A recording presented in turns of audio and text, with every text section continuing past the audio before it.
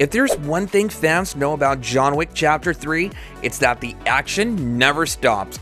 From bone-crunching hand-to-hand combat to heart-stopping chase scenes, this movie is a masterclass in stunt work and visual effects. But behind all that chaos lies meticulous planning, unbelievable stunt coordination, and some jaw-dropping movie magic. And as always, in today's video, we're pulling back the curtain to see how some of the John Wick film's most intense sequences were brought to life. Okay, so let's start our video with one of its most brutal and creative fight sequences, the knife shop sequence. Here, John finds himself surrounded by killers in a cramped antique weapons store where glass cabinets shatter and knives fly at lightning speed. But behind the scenes, most of that glass wasn't real at all. Method Studios revealed that many of the antique display cases and glass walls were entirely CG. On set, the actors only mimed smashing the glass, while the VFX team later added the shattering effect, shards, and debris digitally. The same goes for the weapons. Most of the knives that you see in the scene weren't actually there. In fact, 95% of them were computer generated. Actors only held the handle or mimicked throwing and catching. VFX artists later tracked the movements and added realistic CG blades with perfect timing and reflections.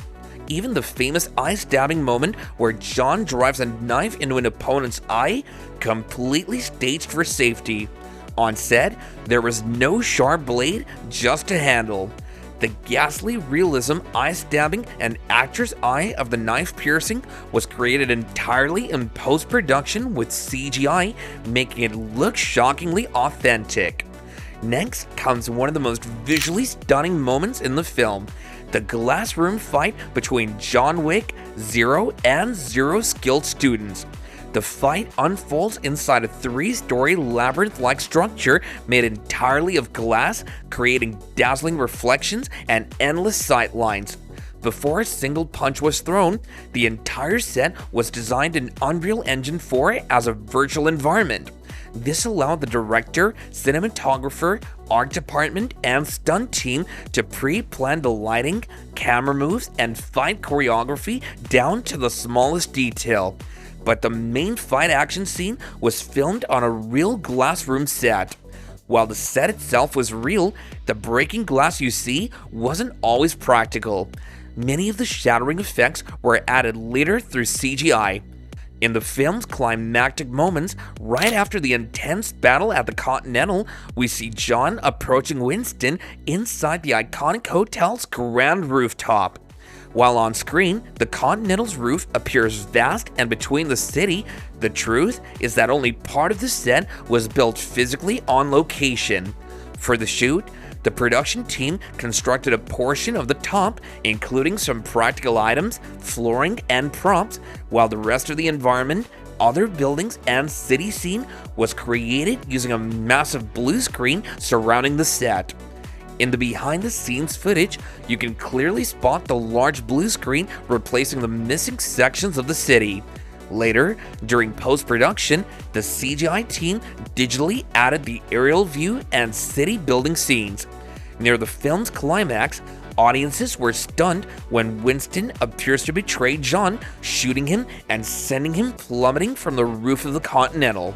To bring this to life, filmmakers built a smaller scale section of the Continental's rooftop for Keanu Reeves' close-up shots. Behind the set, large blue screens were placed so that the background could later be digitally extended into the vast cityscape. For the actual fall, a professional stunt performer stepped in. What looks like a single seamless drop in the movie was actually filmed in multiple takes, with the stuntman falling different distances in separate shots. Safety was the top priority. Thick crash mats, harnesses, and rigging systems ensured no one got hurt. Once filming wrapped, VFX artists combined the stunt footage with a fully CG background, seamlessly compositing everything so it appeared as though John Wick had taken one massive bone-crunching fall in a single shot. In this electrifying moment, John Wick bursts into a stable, mounts a powerful horse, and gallops through the streets in a desperate bid to escape New York. But his path is blocked by a group of ruthless killers speeding toward him on motorcycles. What follows is a jaw-dropping blend of raw stunt work and precision choreography. John fends them off while riding full speed, taking them down one by one without ever leaving the saddle. To bring the scene to life, Keanu Reeves performed many of the horse-riding stunts himself. The bikers surrounding him weren't CGI placeholders. They were professional stunt riders on actual motorcycles, carefully matching the horse's pace so the lighting, reflections, and motion look completely authentic on camera. However, certain dangerous beats like dangerously close passes, bike crashes, and high-speed moments were enhanced using CGI and compositing. And then the trick riding. Keanu leans off the horse's side, aiming and firing in perfect sync with the gallop, a move that took extensive training. For safety, wires and rigs were discreetly attached to both the horse and the rider, later erased in post-production. Some visual effects, such as enhanced muzzle flashes and debris from bikes, were also added afterward to make the fight feel even more intense. Right after that stable fight, the chaos explodes into another breathtaking sequence, the iconic bridge motorcycle chase. John, now on a bike, engages in a high-speed battle with armed pursuers. But here's the twist. Some shots of the scene were filmed on a real bridge, but much of the sequence wasn't shot on a real bridge at all. Filming such an intense motorcycle fight on location would have been far too dangerous. The actors needed to perform complex fight choreography while moving at high speeds, and there was no room for error. Instead, the filmmakers recreated the entire environment inside a massive green studio. In this setup, the motorcycles were mounted securely on stationary rigs. Crew members dressed in full green suits physically moved the bikes and riders to simulate motion. With the help of motion control camera rigs, they could capture smooth, dynamic shots that mimicked the sensation of racing across a real bridge at night. Later in post-production, the green background was replaced with a fully rendered bridge environment, complete with rushing traffic, sweeping city lights, and John's killer enemies. The result is a seamless illusion so convincing that most audiences would never suspect the entire chase was filmed indoors.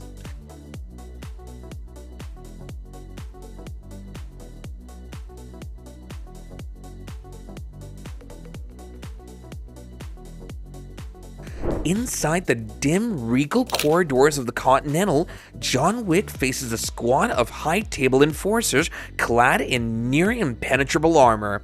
This sequence wasn't just filmed, it was engineered like a ballet of brutality. Director Chad Stahelski described it as boxing with bullets, a precise fusion of judo and aikido-style grappling paired with surgical gunfire. The choreography centered on exploiting the soldiers' only vulnerabilities, small gaps in the armor like the neck or armpit. On set, stunt performers and Keanu Reeves executed the fight in wide, unbroken takes to preserve clarity and rhythm. Months of rehearsals honed the timing for close quarters combat and weapon transitions until they felt instinctive. VFX was kept minimal, reserved for muzzle flashes, debris, and atmospheric enhancement, allowing the scene to retain its gritty, tactile realism. Within the same Continental battle, one striking moment was John firing a pistol underwater at an opponent. What we see on screen, Reeves and a stunt performer submerged in the tank, is entirely real, but the muzzle flashes, ricochets, and blood effects, all CGI. For accuracy, the production team accounted for real-world ballistics. Water is roughly 800 times denser than air, causing bullets to lose lethal velocity after only a few feet. This attention to physics grounded the spectacle in reality, giving the scene both authenticity and visual punch. One of the franchise's most iconic set pieces unfolds when Sophia, Halle Berry, storms into Casablanca's Continental branch to rescue her dog, unleashing chaos against Beretta's heavily armed crew. Stahelski's approach? No stunt doubles for the leads. Both Berry and Reeves performed every takedown, every gunshot, every dodge themselves. This commitment to authenticity is heightened by the film's visual style, long, steady wide shots that make it impossible to hide mistakes. To pull this off, Berry trained for months with stunt coordinator Jonathan Eusebio's team, mastering John Wick's signature judo and Cali-based combat.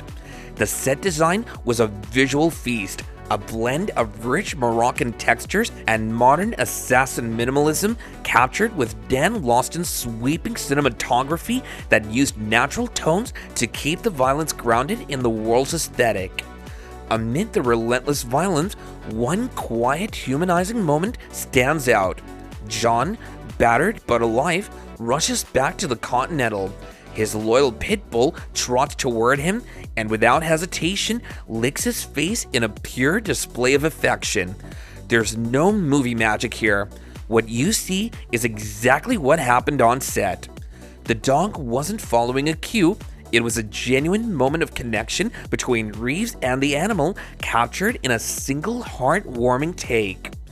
John Wick Chapter 3 proves that great action isn't just about the choreography, it's about the teamwork between stunt performers, VFX artists, and a lead actor willing to push the limits. Every scene is a carefully crafted illusion designed to make you feel every punch, every crash, and every heartbeat. If you love seeing how some of the most intense action scenes are brought to life, don't forget to hit like, share this with fellow movie and John Wick nuts, and subscribe for more behind the scenes breakdowns of your favorite films right here on this channel.